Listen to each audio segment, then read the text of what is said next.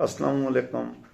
साल सन 2023 के अख्ताम पर एक बहुत ही ख़ास व्लॉग लेकर आपकी खिदमत में हाजिर हूँ। मैं हूँ इब्ने सिकंदर खान।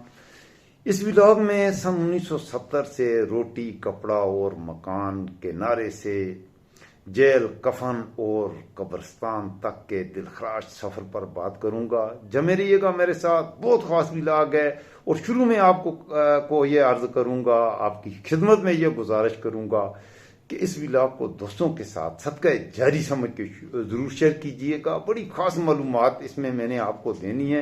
अदबी ज़ौक़ के लोगों के लिए भी ये बड़ा ख़ास व्लॉग होगा। मैंने कुछ तब आजमाई की है, तो आप मुझे अपने फीडबैक में बताइएगा कि ये जो कुछ मैं आपकी खिदमत में अर्ज़ कर रहा हूँ कैसे कर रहा हूँ। तलफ़्फ़ुज़ की कोई गलती हो तो माफ़ कीजिएगा, मेरी उर्दू इतनी अच्छी शायद ना हो। बहरहाल अगर आप तवज्जो से सुनेंगे तो आपको एक पैगाम नजर आएगा। शुरू करते हैं एक शेर के साथ। एक बहुत ही प्यारा सा साहिल नदीम साहब का एक शेर है। सबका हक खाके भी महरूम नजर आता है, सबका हक खाके भी महरूम नजर आता है, ऐसा जालिम है कि मजलूम नजर आता है। बाद में जान एलिया के भी कुछ इशारा आपको सुनाऊंगा। क्या किसी को भी समझ आ रहा है कि क्या होना चाहिए, हो क्या रहा है और क्या होने जा रहा है? क्या होना चाहिए था और क्या होने लगा है और क्या होगा?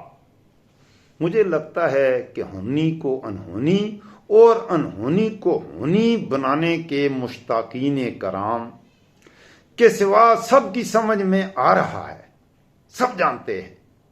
और ख़ास तौर पे मेरे दोस्त अब्दुल्ला पटवारी और ख्वाजा फरीद फ्रूट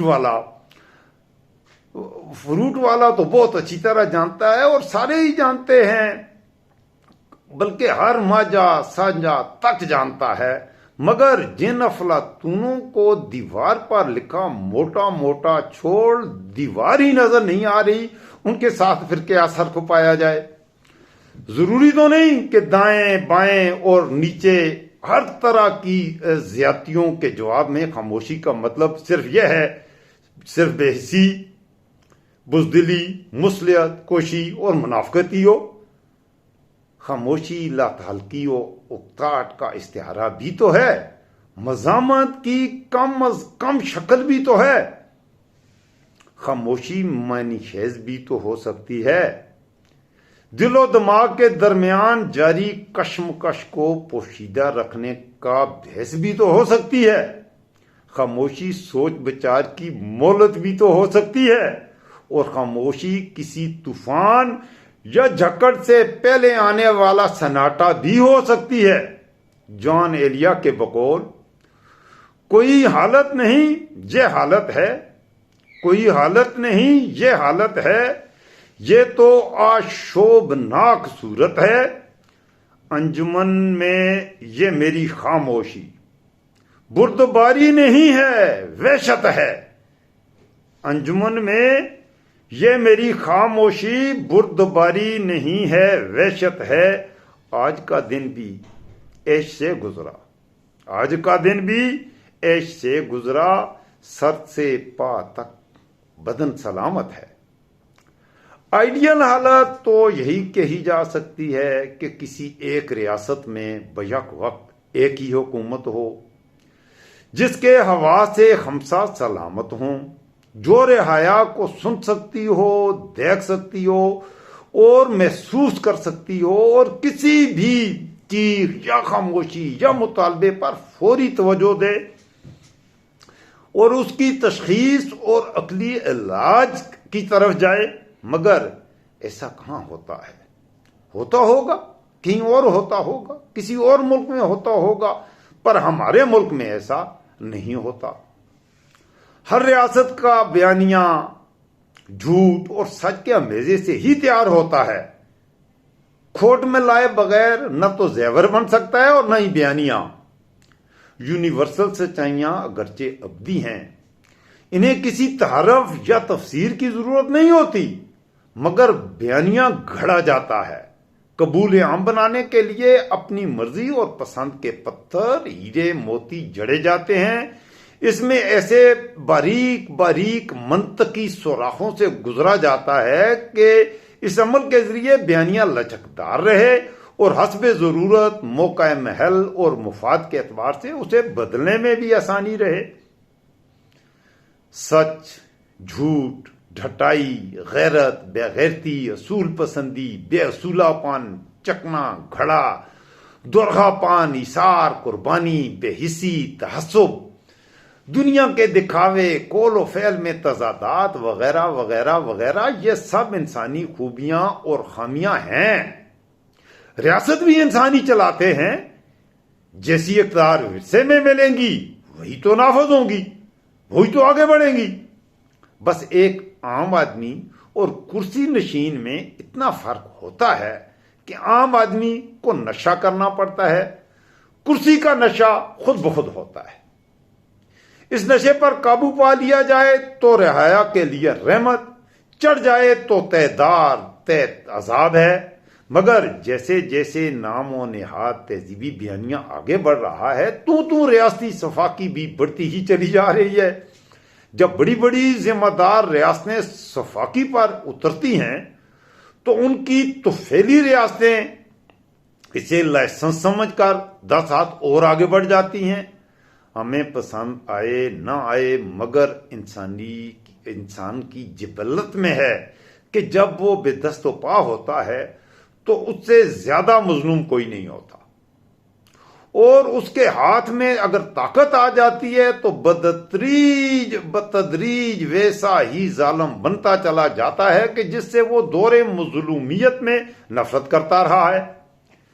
रोज गुज़श्ता का ये मजलूम अपने हर जायज नाजायज कदम के लिए वही मंतक और वही तावील अपना लेता है कि जिससे उससे दौरे मजलूमियत में खुद भी गुजरना पड़ा था। और जब यह फर्द एक ग्रोह या फिर ग्रोह से रियासत बनता है तो गैर महसूस अंदाज में कलर ब्राइट होता चला जाता है। अहमद नवीद साहब का यह शेर था जो मैंने शुरू में अर्ज किया था कि सबका हक खा के भी महरूम नजर आता है, सबका हक खा के भी महरूम नजर आता है, और ऐसा जालिम है कि मजलूम नजर आता है। जरा ईरान की तरफ चलते हैं। ईरान शाह की जुल्म जबर के खिलाफ उठ खड़ा हुआ था। आज के ईरान को देख लें, दूसरी आलमी जंग के खात्मे तक यहूदियों से ज्यादा मजलूम दुनिया में कोई था नहीं। आज के इजराइल को देख लें, खुद अपने आप को देख के स्वाब दारैन हासिल करें, मुझे भी देख, मजमून हूं, किताब हूं, मजमून खास हूं, गोया तेरे निसाब में शामिल नहीं हूं मैं। खुद अपने आप को देख लें। ये कहकर आजादी ली गई थी ना, यही कह के, यही सोच के, इसी बुनियाद पर आजादी ली गई थी ना कि हिंदू अक्सरियत हमारा तशख्खुस, तारीख, मईशत, समाजी शनाख्त, उमंगें ऐसे न कुचल सके जैसे अक्सरियती ग्रोह पूरी इंसानी तारीख में अकलियती ग्रोहों को कुचलते आए हैं। मगर फिर हुआ क्या?